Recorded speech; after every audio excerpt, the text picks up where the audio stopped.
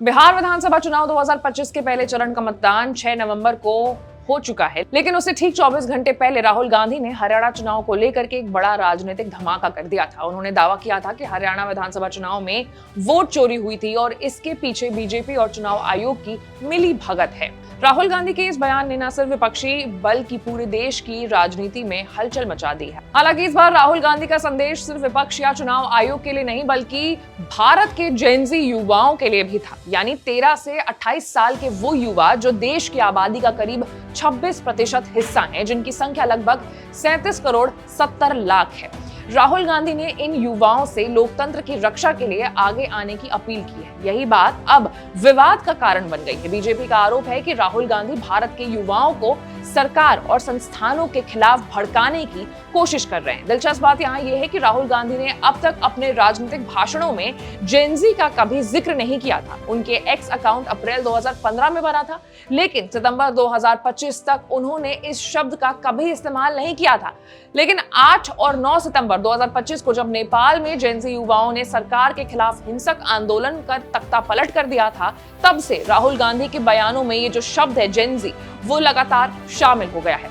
18 सितंबर को उन्होंने कहा कि भारत के जेनजी युवा लोकतंत्र की रक्षा करेंगे और वोट चोरी को रोकेंगे। इसके बाद 31 अक्टूबर को उन्होंने जेनजी युवाओं से मुलाकात का वीडियो साझा किया और फिर 5 नवंबर की प्रेस कॉन्फ्रेंस में दोबारा इस वर्ग को संबोधित किया।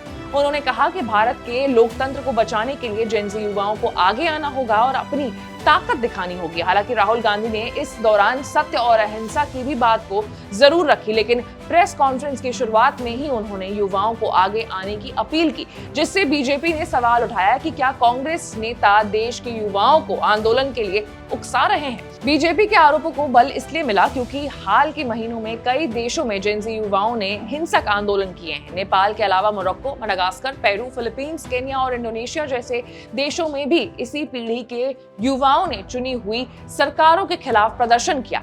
कुछ जगह पर ये प्रदर्शन हिंसक हुए और सरकारें गिर गई।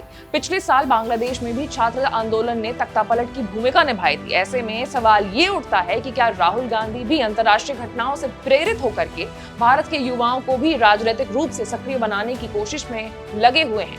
बीजेपी का कहना है कि राहुल गांधी का ये रवैया लोकतंत्र के लिए खतरा हो सकता है। भारत में जेनजी की आबादी दुनिया में सबसे ज्यादा है। 13 से 28 साल की उम्र के करीब 37.7 करोड़ लोग भारत में हैं, जो कि पूरे अमेरिका की आबादी से भी ज्यादा है। इसमें से लगभग 20 करोड़ युवा वोटर्स हैं, यानी भारत में जेनजी वोटर्स की संख्या किसी भी देश से अधिक है। यही वजह है कि ये वर्ग अब राजनीतिक दृष्टि से बेहद प्रभावशाली माना जा रहा है। कुल मिलाकर के राहुल गांधी के जेनजी आंदोलन वाले बयान ने भारतीय राजनीति में एक नई बहस छेड़ दी है कि क्या ये युवाओं की लोकतांत्रिक चेतना को जगाने का प्रयास है या फिर सरकार विरोधी असंतोष को भड़काने की राजनीति। बिहार में मतदान से पहले ये विवाद चुनावी माहौल को और भी ज्यादा गर्मा चुका है। आपकी क्या राय है, कमेंट्स में बताइएगा।